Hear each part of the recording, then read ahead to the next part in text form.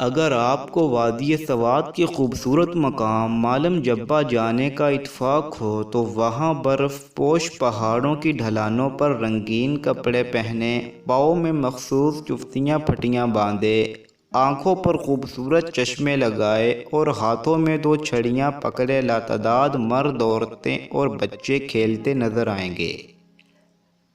آپ ایک ڈھلان پر کھڑے قدرت کے حسین مناظر سے لطف اندوز ہو رہے ہیں کہ اچانک آپ کو ایک انسان ڈھلان پر سے پھسلتا ہوا نظر آئے گا اور پھر اچانک ہی فضا میں بلند ہو جائے گا۔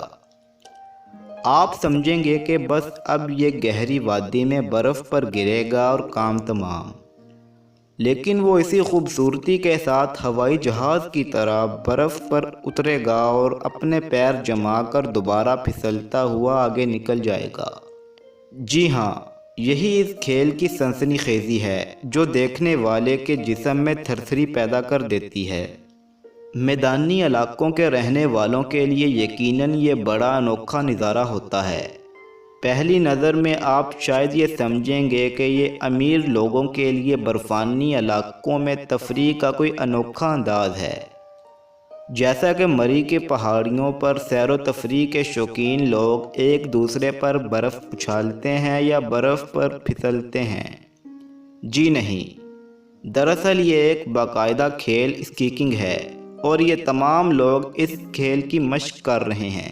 اسکیئنگ دراصل موسم سرما کا کھیل ہے۔ جب پہاڑ برف سے اٹ جاتے ہیں تو اس کھیل کے شوقین پہاڑوں کی چوٹیوں سے ڈھلانوں کی طرف پیروں میں سکینز باندھ کر پھسلتے ہیں اور مختلف رکاوٹوں کو عبور کرتے ہیں۔ بعض اوقات راستے میں برف سے اٹی ہوئی کوئی چٹان آ جائے تو اس پر سے ایک ماہر سپرنگ بورڈ ڈرائیور کی طرح چھلانگ لگا کر انتہائی بلندی سے نیچے ڈھلان پر دوبارہ سکینز جما کر پھسلتے ہوئے آگے بڑھ جاتا ہے۔ اتنی تیز رفتاری اور مہارت سے انہیں پھسلتا دیکھتے ہوئے تماشائیوں کی آنکھیں حیرت اور خوف سے کھلی کی کھلی رہ جاتی ہیں۔ دراصل یہی حد درجہ حیران کن تیزی اور تراری اس کھیل کا حسن ہے۔ اگر دیکھا جائے تو سکینز لگا کر دوبارہ توازن برقرار رکھنا اور پھر اسی رفتار سے آگے بڑھنا جان جوکھوں کا کام ہے۔ جسم کا توازن برقرار رکھنا اس کھیل کا اہم جزو ہے۔ اس کھیل میں جو کھلاڑی ڈھلان پر پھسلتا ہے اسے اسکیئر کہتے ہیں۔ اسکیئر اپنے پیروں پر چوٹیاں باندھتے ہیں جو برف پر پھسلنے کا کام دیتی ہیں۔ ان کو سکینز کہا جاتا ہے۔ پہلے سکینز دھات کے ہوتے تھے، بعد میں لیمیٹڈ پلاسٹک کے استعمال ہونے لگے۔ آج کل فائبر گلاس پلاسٹک کے سکینز استعمال ہوتے ہیں۔ یہ وزن میں ہلکے لیکن بہت مضبوط اور پائیدار ہوتے ہیں۔ سکینز کی لمبائی 5 فٹ 11 انچ سے 6 فٹ 11 انچ تک ہوتی ہے۔ درمیان میں ان کی چوڑائی آدھا انچ سے ذرا بڑی اور اگلی طرف سے ان کی چوڑائی 3.5 انچ ہوتی ہے۔ سامنے سے یہ کمان کی طرح مڑے ہوتے ہیں تاکہ برف میں دھنس نہ جائیں۔ ان کے علاوہ اسکیئر رفتار کم یا تیز کرنے اور دائیں بائیں مڑنے، رکنے اور توازن برقرار رکھنے کے لیے 2 چھڑیوں کا استعمال کرتے ہیں جنہیں بیٹن یا پولز کہا جاتا ہے۔ اسکیئنگ کے لیے پہاڑوں کی خوبصورت ڈھلانوں کی بڑی اہمیت ہے۔ اسکیئنگ جمپنگ کے لیے دنیا میں سب سے خوبصورت پہاڑ Norway, Germany, Sweden, Finland, Switzerland, امریکہ، آسٹریلیا اور جاپان میں پائے جاتے ہیں۔ یہاں کے باشندے اس کھیل میں جنون کی حد تک دلچسپی لیتے ہیں۔ تاریخی حوالے سے اسکیئنگ بہت پرانا کھیل ہے۔ شروع میں یہ کھیل محض تفریح کے لیے کھیلا جاتا تھا۔ کہا جاتا ہے کہ اس کھیل کا تعلق 2500 سال قبل مسیح سے ہے۔ ناروے اور روس میں پہاڑوں کی چٹانوں پر اس کھیل کی مناسبت سے گندا اشکال ملی ہیں۔ اسی طرح سویڈن، فن لینڈ اور ناروے میں بھی اس کھیل کے تاریخی ثبوت موجود ہیں۔ پہلے انسان نے بحر منجمد شمالی کے علاقوں میں سکیٹ بورڈ یا برف پر پھسلنے کے تختے شکار کی غرض سے استعمال کیے۔ زمانہ قدیم سے استعمال میں رہنے والے برف کے تختے اب بھی سائبیریا کے کچھ علاقوں میں استعمال ہو رہے ہیں۔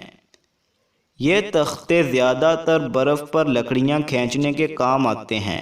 7ویں اور 10ویں صدی میں چین کے دور شہنشاہیت سے بھی سکیئنگ کے بارے میں دستاویزی ثبوت ملا ہے۔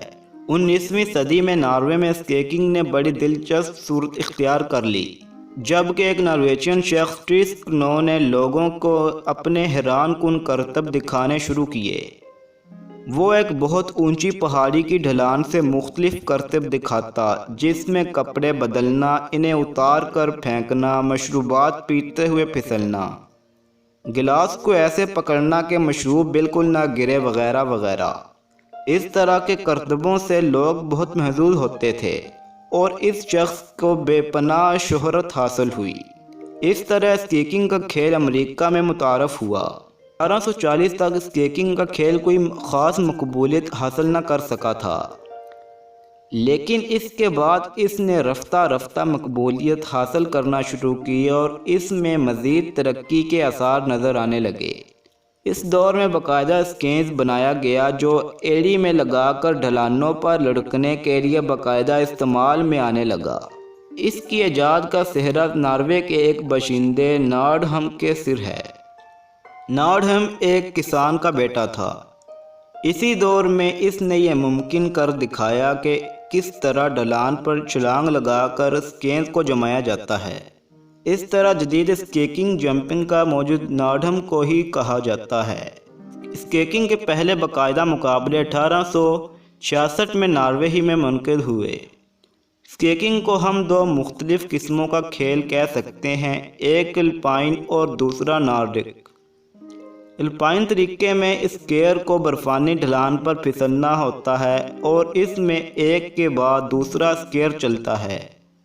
اس میں زیادہ سے زیادہ فاصلہ کم سے کم وقت میں طے کرنے والے کو فاتح کہا جاتا ہے، جبکہ نارڈک طریقے میں، جو کہ کراس کنٹری کہلاتا ہے، اس کے لیے اسکیئر پر 5 کلومیٹر سے 50 کلومیٹر کا فاصلہ طے کرنا ہوتا ہے۔ اس کے علاوہ اس میں ڈھلان پر جمپنگ اور لمبی چھلانگ لگانے کا مشکل مرحلہ بھی شامل ہوتا ہے۔ اس میں فاصلے اور مہارت پر پوائنٹس ملتے ہیں۔ زارڈسکی کو الپائن سکیئنگ کا بانی کہا جاتا ہے۔ وہ ایک آسٹریلین فوجی افسر تھا۔ اس نے اس کھیل میں جدت پیدا کر کے اس کو بہت مقبول بنا دیا۔ پہلی جنگ عظیم کی وجہ سے اس کھیل کی ترقی رک گئی، تاہم یورپین افواج نے فوجی مہمات کے دوران میں سکیئنگ کو استعمال کیا۔ فوجوں کی تیز نقل و حرکت کے لیے بھی سکیئنگ سے بھرپور فائدہ اٹھایا گیا۔ سکیئنگ کے تمام مقابلے انٹرنیشنل سکی فیڈریشن کے زیر اہتمام منعقد ہوتے ہیں۔ یہ کھیل 1924 سے مسلسل سرمائی اولمپکس میں شامل ہے۔ اولمپکس میں سکیئنگ کے دونوں طریقوں الپائن اور نارڈک کے مقابلے ہوتے ہیں۔ اس کے علاوہ سکیئنگ کی 2 عالمی چیمپئن شپ بھی منعقد ہوتی ہیں۔ ان میں ایک عالمی الپائن چیمپئن شپ ہے۔ اس کا آغاز سوئٹزرلینڈ میں ہوا۔ علاوہ ازیں الپائن ورلڈ کپ اور نارڈک ورلڈ کپ بھی خاصے مقبول مقابلے ہیں۔ سکیئنگ اب تمام دنیا میں خاصا مقبول کھیل ہے۔ ٹیلی ویژن نے اس کھیل کو مقبول بنانے میں بہت اہم کردار ادا کیا ہے۔ ٹیلی ویژن پر اس کے مقابلے دیکھ کر لوگ بہت محظوظ ہوتے ہیں۔ آج کی ہماری یہ معلوماتی ویڈیو اتنی ہی تھی۔ اگر آپ کو یہ ویڈیو پسند آئی ہے تو میرے چینل کو سبسکرائب کریں، ویڈیو کو لائک کریں۔ اللہ حافظ۔